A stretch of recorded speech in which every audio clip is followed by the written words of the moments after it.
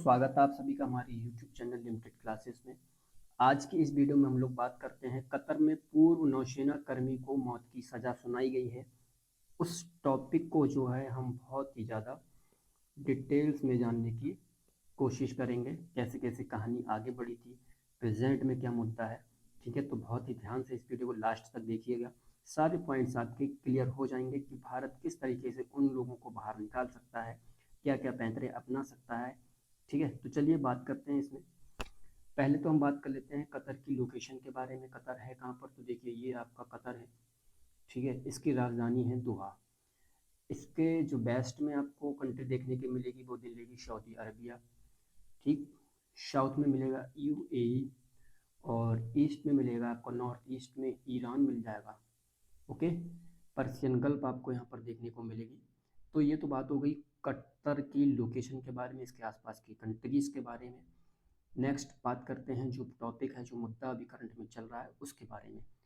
भारतीय नौसेना के 8 पूर्व अधिकारियों को जासूसी के आरोप में मौत की सजा सुनाई गई है।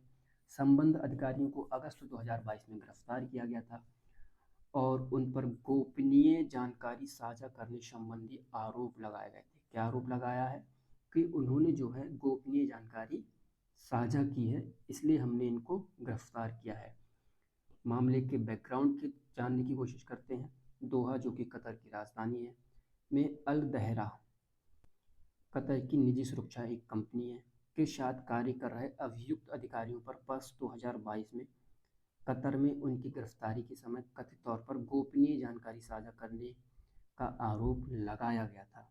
Okay, Dahra global technology and consultant services, ये एक कंपनी है जो पनडुब्बियों के उत्पादन से जुड़ी हुई है, जो अपनी गुप्त युद्ध क्षमताओं के लिए जाना जाती है। ठीक है, जो अपनी गुप्त युद्ध क्षमताओं के लिए जानी जाती है।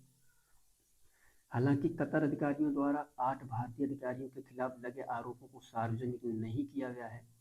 जो 8 भारतीय गिरफ्तार किए गए हैं उन पर क्या आरोप लगाए हैं, इसके बारे में जो कतर के अधिकारी हैं वो बता ही नहीं रहे हैं कुछ, क्यों उनको गिरफ्तार किया गया है। फिर आ जाता है पिछला परीक्षण। तो 2023 में मार्च और जून में 2 परीक्षण हुए हैं, जबकि बंदियों को कई मौके पर काउंसलर एक्सेस भी प्रदान की गई थी। भारतीय और कतरी दोनों अधिकारियों ने मामले की संवेदनशीलता का हवाला देते हुए इस मामले में गोपनीयता को बनाए रखा है।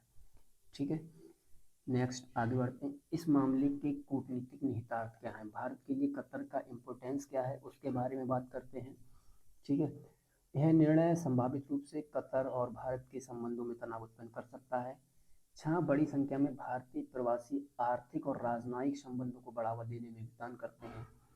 कतर में 7 लाख से अधिक भारतीय आबादी लगभग रहती है, जिससे भारत सरकार पर इस बात का दबाव या प्रेशर बढ़ जाता है कि वहाँ की जेलों में बंद कैदियों की जान बचाने हेतु उच्चतम स्तर की कार्रवाई की जाए। जो भारतीय रहते हैं वो अलग अलग क्षेत्रों में अपना योगदान दे रहे हैं कतर के अंदर। कतर में भारतीयों को उनकी ईमानदारी, कड़ी मेहनत, तकनीकी विशेषज्ञता, कानून का पालन करने वाले स्वभाव के लिए बहुत सम्मान दिया जाता है, इसलिए भारतीयों को कतर में जाना जाता है। कतर में भारतीय प्रवासी समुदाय द्वारा भारत को भेजे जाने वाली धनराशि प्रति वर्ष लगभग 750 मिलियन डॉलर होने का अनुमान है। ये बहुत बड़ी राशि है जो कतर के प्रवासी जो हैं वो भारत में भेजते हैं।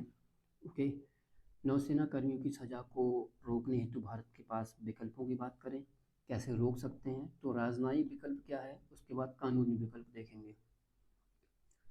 भारत मामले का समाधान तलाशने के लिए कतर सरकार के साथ सीधी कूटनीतिक वार्ता कर सकता है। भारत क्या करे, जो कतर की जो गवर्नमेंट है उसके साथ में डायरेक्ट जो है बाईलैटरल मीटिंग करे और उसको मुद्दे को सॉल्व करने की कोशिश करे।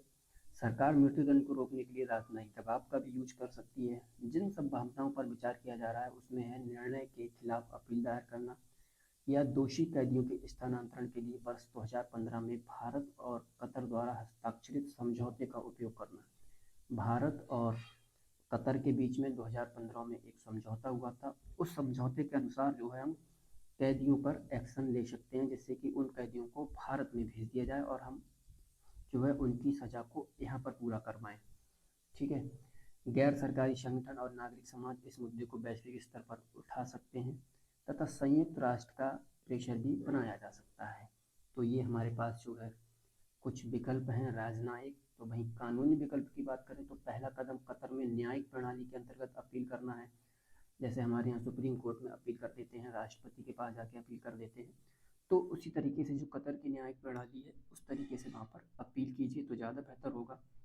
भारत बंदियों को कानूनी प्रतिनिधित्व प्रदान करके यह सुनिश्चित कर सकता है कि अपील करने के उनके अधिकार का उचित रूप से पालन किया जाए।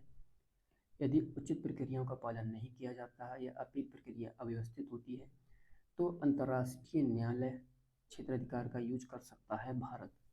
ठीक है, या गलत तरीके से अपील करवा रहे हैं तो फिर आईसीजे के पास जाएंगे। आईसीजे एक विश्व न्यायालय के रूप में कार्य करता है जिसके पास दो प्रकार के क्षेत्राधिकार हैं, अर्थात राज्यों के बीच उनके द्वारा प्रयुक्त किए गए कानूनी विवादास्पद मामले और संयुक्त राष्ट्र के अंगों तथा विशेष एजेंसियों द्वारा इसे संदर्भित कानूनी प्रश्नों पर सलाहकारी राय के लिए अनुरोध करना। तो ये आईसीजे के कार्य क्षेत्र हैं। अब बात करते हैं आईसीजे किन किन मामलों में शामिल रहा था। तो कुलभूषण जाधव मामला, भारत बनाम पाकिस्तान, इसमें आईसीजे शामिल रहा था। भारतीय क्षेत्र पर मार्ग का अधिकार, पुर्तगाल बनाम भारत, 1960 की बात है। उस समय आईसीजे इसमें शामिल रहा था जो कि समाप्त हो चुका है अब। आईसीएए परिषद के क्षेत्राधिकार से संबंधित अपील में जो कि भारत एवं पाकिस्तान के बीच में थी 1972 में, ये समाप्त हो गया। इसमें भी आईसीजे का हाथ था। पाकिस्तानी युद्धबंदियों का मुकदमा 1973 में समाप्त हो चुका है।